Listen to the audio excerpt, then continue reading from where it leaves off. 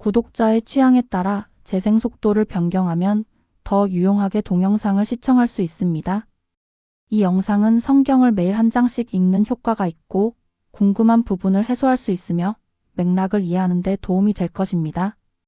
11조의 유래와 시작 시기. 11조는 모세 율법에서 처음 만들어진 제도가 아니라 율법 이전부터 존재하던 경건한 신앙 행위로 성경에 등장한다. 성경에서 11조가 처음 명확히 언급되는 장면은 아브라함의 삶이다.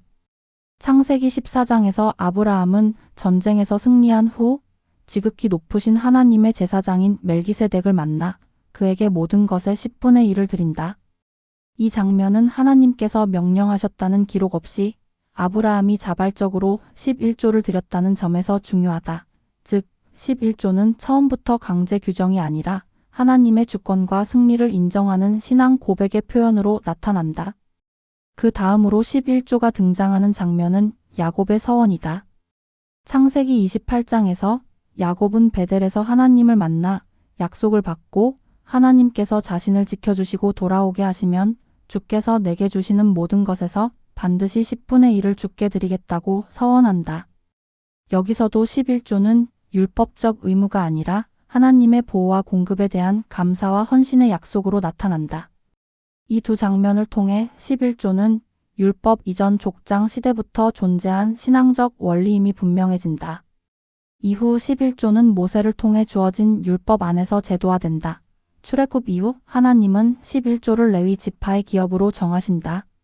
레위인들은 땅의 분깃을 받지 않고 성막과 제사 사역을 맡았기 때문에 이스라엘 백성이 드리는 11조가 그들의 생계와 성소 봉사를 유지하는 수단이 되었다. 이 단계에서 11조는 단순한 개인적 경건을 넘어 하나님의 거룩한 질서를 유지하는 언약적 제도로 자리 잡는다. 그러나 선지서로 갈수록 11조는 형식적 행위가 아니라 언약에 대한 충성의 척도로 강조된다. 말라기 3장에서 하나님은 11조를 드리지 않는 이스라엘을 하나님을 도둑질한다고 책망하시며 11조를 통해 하나님의 집에 양식이 있게 하라고 명령하신다. 이는 11조가 단순한 재정 문제가 아니라 하나님을 신뢰하느냐의 문제임을 분명히 보여준다. 신약에 이르면 예수 그리스도께서 11조 자체를 폐지하거나 부정하지 않으신다. 예수님은 바리새인들이 박하와 회양과 근체의 11조는 드리면서도 율법에 더 중한 것, 곧 공의와 긍휼과 믿음을 버렸다고 책망하신다. 여기서 예수님은 11조보다 중요한 것이 무엇인지를 밝히시면서도 11조 자체를 악한 것으로 규정하지는 않으신다. 이는 11조가 의의 본질을 대신할 수는 없지만 바른 마음 안에서는 여전히 의미를 가진다는 점을 보여준다. 정리하면 11조의 유래는 율법 이전 아브라함과 야곱의 자발적 헌신에서 시작되었고 시작 시기는 족장 시대로 거슬러 올라간다. 이후 모세 율법 안에서 제도로 정착되었으며 선지자들을 통해 신앙의 진정성을 점검하는 기준으로 사용되었고 신약에서는 강제 규정이 아닌 마음의 중심 문제로 다루어진다. 성경 전체에서 11조는 일관되게 하나님이 공급자이심을 인정하는 신앙의 표현으로 흐르고 있다. 질문에 직접 답하면 초대교회는 11조를 율법적, 의무적으로 드리지 않았다. 다만 자발적이고 공동체적인 헌금은 분명히 존재했다. 초대교회는 구약의 11조 규정을 그대로 계승하지 않았다. 사도행전과 서신서 어디에도 교회가 11조를 명령했다는 규정은 나오지 않는다. 이는 초대교회가 모세 율법 아래 공동체가 아니라 은혜 아래 부르심 받은 공동체였기 때문이다. 그러나 헌금 자체가 사라진 것은 아니다. 사도행전 2장과 4장은 성도들이 자발적으로 재산을 나누고 사도들의 발 앞에 두어 공동체의 필요를 채운 장면을 기록한다. 여기서 중요한 점은 비율의 규정이 없고 강요도 없다는 것이다. 헌금은 성령의 감동에 따른 자유로운 헌신이었다. 사도 바울의 가르침도 동일하다. 바울은 고린도후서 9장에서 각각 그 마음에 정한 대로 할 것이요 억지로나 필요로 하지 말지니라고 말한다. 이는 11조 같은 고정 비율이 아니라 마음의 자원함이 신약 헌금의 기준임을 분명히 한다. 또한 바울은 복음을 전하는 자가 복음으로 말미암아 살 권리가 있음을 인정하지만 그 방식은 율법적 11조가 아니라 사랑에 근거한 지원이다. 히브리서 역시 중요한 판단 근거를 제공한다. 히브리서는 11조를 레위 제사 제도와 연결된 것으로 설명하며 그 제도가 더 좋은 언약으로 옮겨졌음을 말한다. 즉 11조는 그리스도의 대제사 장직 앞에서 완성된 제도로 이해된다.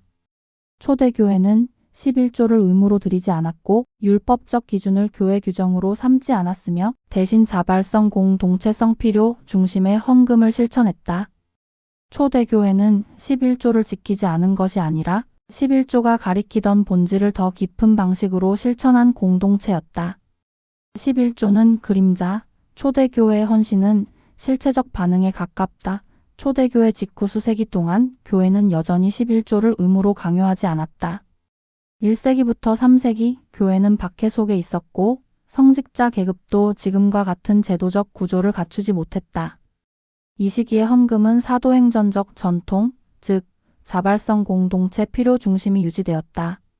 11조는 권장 가능한 경건 행위로 언급되기도 했으나 신앙의 척도나 교회 규범으로 기능하지는 않았다. 전환점은 4세기에 찾아온다. 로마 제국이 기독교를 공인하면서 교회는 박해, 공동체에서 제도 종교로 이동했다. 이 시기부터 교회는 건물, 성직자, 행정 체계를 유지해야 하는 조직이 되었고 안정적인 재정 구조가 필요해졌다. 이 과정에서 구약의 11조 개념이 다시 호출되기 시작했다. 다만 이때도 아직 보편적 강제 규정은 아니었다. 5세기 전후 교부들, 특히 아우구스티누스는 11조를 도덕적 의무로 강하게 권면하기 시작한다. 중요한 점은 이 권면이 신약의 명령이 아니라 구약의 원리를 교회 질서에 적용한 것이라는 사실이다. 즉, 은혜로 구원받았으니 더 풍성히 드려야 한다는 논리가 11조를 정당화하는 근거로 사용되었다.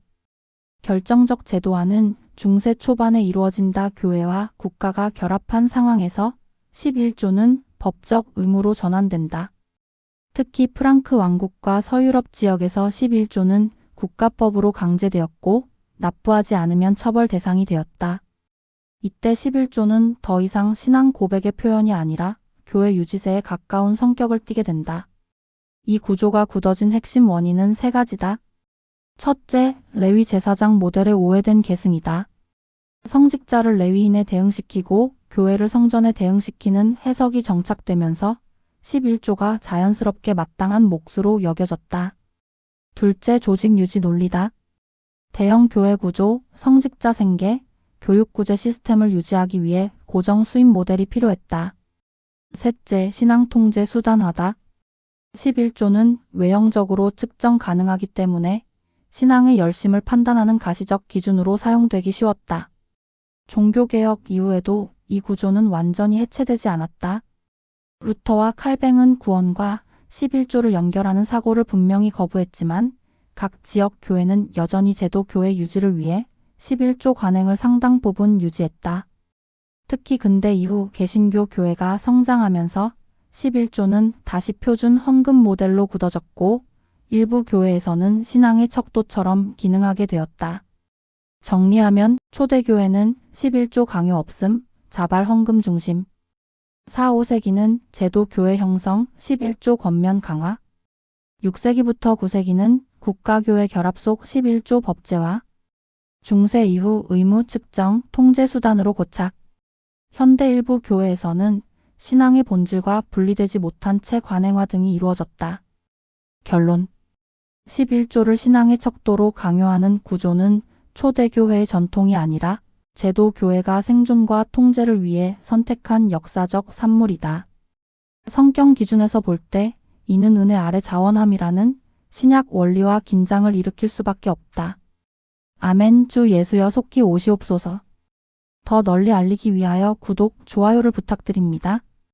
감사합니다.